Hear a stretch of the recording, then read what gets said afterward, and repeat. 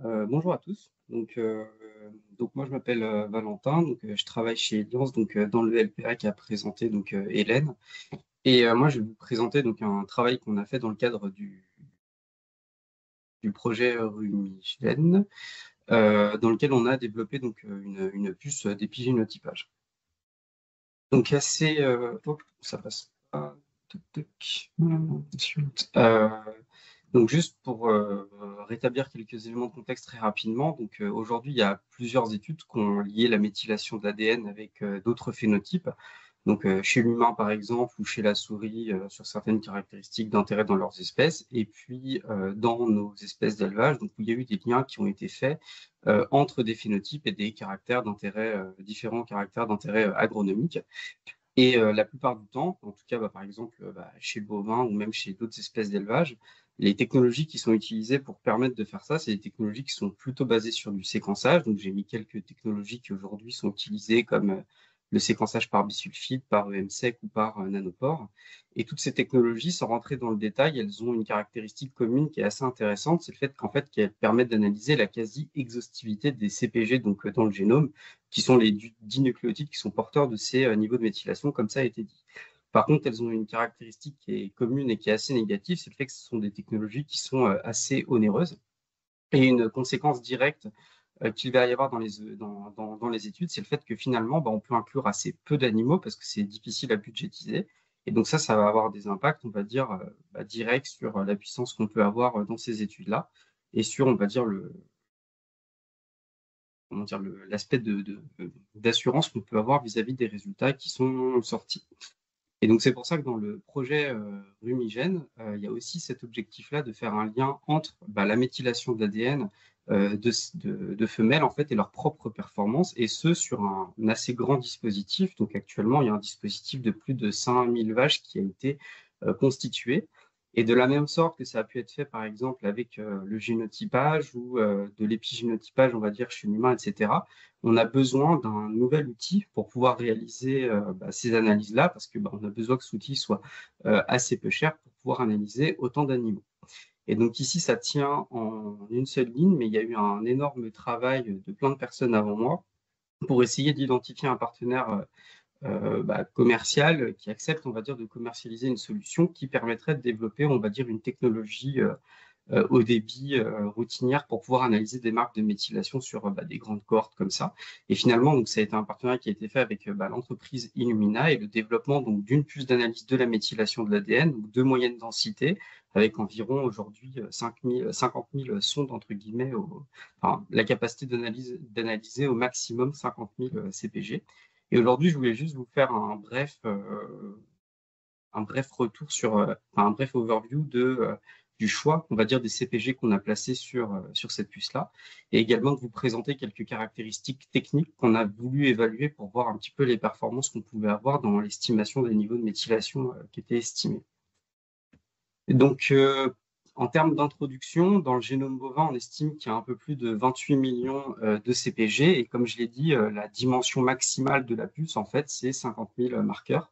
Donc, en fait, on pouvait avoir au maximum un snapshot de 0,02% des CPG du génome, pardon. Et donc, en fait, il y avait besoin d'avoir une stratégie de sélection de ces marques-là.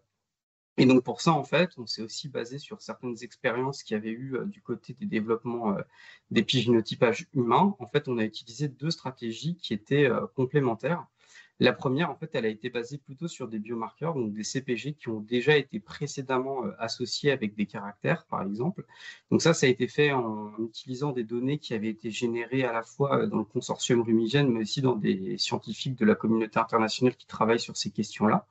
Donc, on s'est focalisé principalement sur des analyses d'association qui avaient été conduites sur un tissu qui était le sang, parce que c'est vraiment le tissu principal qui va être utilisé dans Rumigène.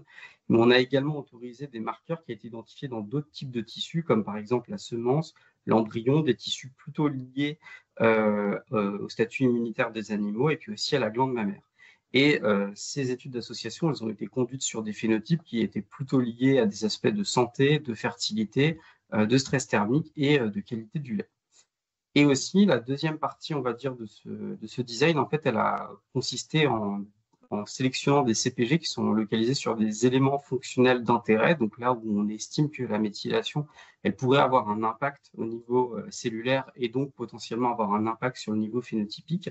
Et aussi, ces CPG-là, on va dire, ils permettent aussi d'avoir une meilleure couverture du génome, donc de mieux marquer cette densité-là.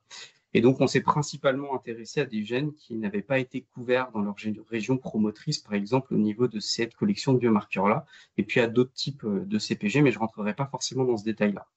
Et en fait, en faisant cette collection, cette double collection-là, on a obtenu, on va dire, toute une liste de CPG qui pouvaient être potentiellement soumis à design et permettre de développer des sondes qui permettraient de les analyser. C'était une collection qui représentait plusieurs centaines de milliers de marqueurs.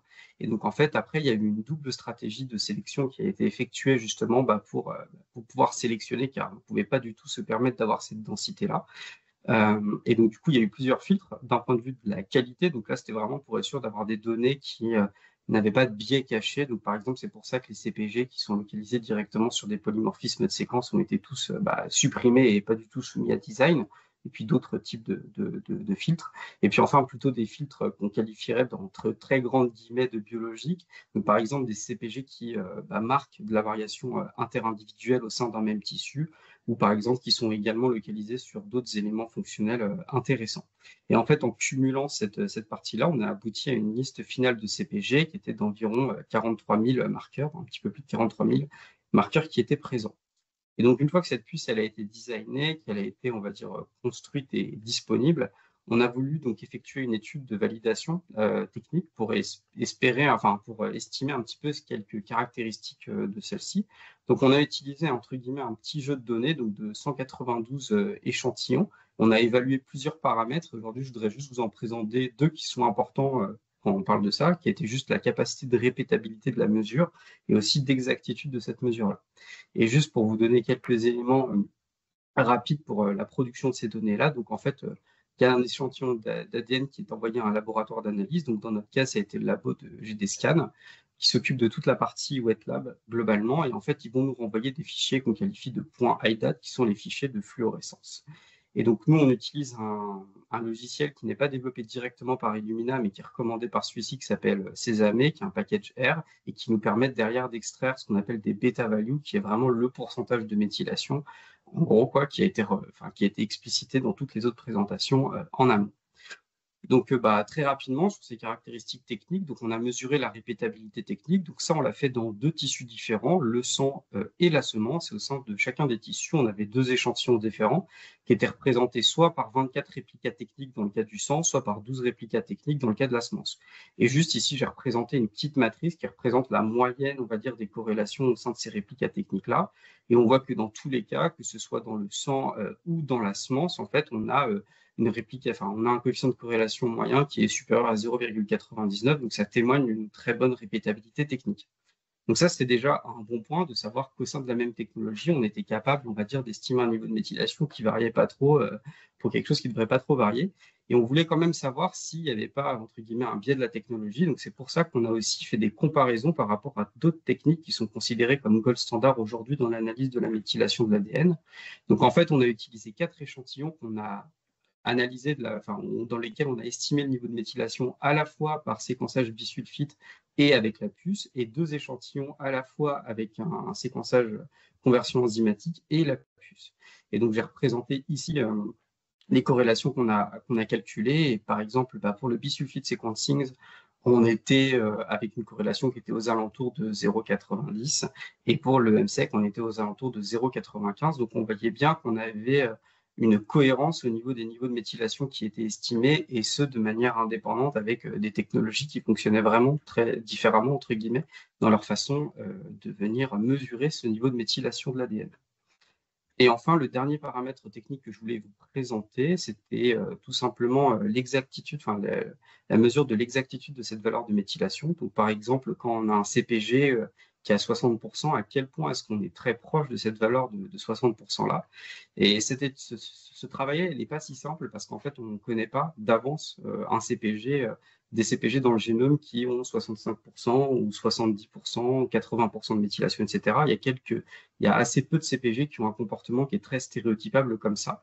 Et donc, en fait, on a décidé de faire une petite astuce de créer des valeurs de méthylation un petit peu in silico. Alors, juste pour vous expliquer ça, on prend un échantillon de sang et un échantillon de semences et en fait, on va séquencer le niveau de méthylation de ces deux tissus-là de manière différente et on va obtenir des valeurs de référence de méthylation. Et ensuite, on va conduire des petites dilutions, donc par exemple du 9 pour 1 entre le sang et la semence, du 8 pour 2 entre le sang et la semence, etc., jusqu'à obtenir l'inverse. Et ça va créer notre pool de valeurs qui sont attendues parce que par exemple, si on prend un CPG dans lequel au niveau du sang, on est à 100% de méthylation et au niveau de la semence, on est à 0% de méthylation, en fait, dans ce tube-là, entre guillemets, dans cette dilution-là, ce CPG, on attend 90%, dans celui-ci 80, etc., jusqu'à 10%. Et donc, en fait, en cumulant le nombre de marqueurs, le nombre de types de dilution qu'on a fait, on obtient un peu plus de 1,5 million de mesures qu'on peut tester comme ça pour essayer de regarder à quel point est-ce qu'on est loin ou pas de la valeur théorique. Et donc, j'ai représenté les résultats dans ces deux graphiques ici. Donc, le premier, en fait, on a mesuré, donc vous avez ici en axe Y la bêta value, donc ça, c'est la valeur qui a été mesurée en fonction de la valeur de méthylation qui était théorique, donc ici en X. Et on peut voir donc ce graphique qui est un graphique de densité qu'en quelque sorte, la plupart des points en fait, sont contenus le long de cette diagonale, donc sont plutôt cohérents entre la bêta-value et la valeur de méthylation théorique. Et au niveau du coefficient de corrélation, ça se traduit un petit peu parce qu'on est au niveau de 0,99. Et pour se représenter un petit peu mieux ce que ça représente en termes de données, je vais aussi représenter ça sous cette forme où, en fait, pour chacun des CPG testés dans cette corrélation-là, j'ai calculé l'écart en valeur absolue qu'il existait entre la valeur de méthylation qu'on a mesurée et la valeur de méthylation qui était théorique. Donc, j'ai représenté, on va dire, la proportion des CPG qui avaient, par exemple, 1% de différence, 2% de différence, etc., etc. Et en fait, on avait quand même des bons indicateurs parce que plus de 30% des CPG avaient, entre guillemets, moins de 1% de différence par rapport à la valeur théorique. Et par exemple, en médiane, on avait un écart de 2,3% et en moyenne, un écart de 3,3%, ce qui est vraiment pas énorme comparé, par exemple, à d'autres technologies qui sont utilisées pour mesurer la méthylation de l'ADN. Et donc, on pouvait quand même en conclure qu'on avait une bonne exactitude. Donc voilà, juste pour revenir là-dessus, donc on a développé donc une puce, on a essayé de créer un design qui était versatile parce qu'on avait à la fois inclus des biomarqueurs qui ont été identifiés dans l'analyse de certains traits et aussi certains CPG sans forcément d'informations sur leurs variations interindividuelles ou quoi que ce soit, mais qui étaient présents dans des éléments fonctionnels donc pour pouvoir un petit peu analyser comment ils se comporteraient en fonction de nos phénotypes d'intérêt. On a eu une validation technique que je juge comme étant quand même assez convaincante parce qu'on a vu qu'on avait une répétabilité technique qui était très bonne, qu'on était cohérent vis-à-vis des autres scores standards en termes de mesure de méthylation et qu'on avait une exactitude qui était très élevée. Et en fait, actuellement, donc, il y a l'analyse du méthylome qui est de 5000 femelles qui est en cours. Donc, je ne vais pas trop en parler parce que je pense que Marie-Pierre va un petit peu introduire ça. Donc voilà, et donc juste avant de terminer, je voudrais remercier toutes les personnes qui ont travaillé sur ce sujet-là, et aussi beaucoup les personnes de l'UMT avec qui on est beaucoup impliqués dans toutes les slides que je vous ai présentées. Donc voilà, et puis merci pour votre attention.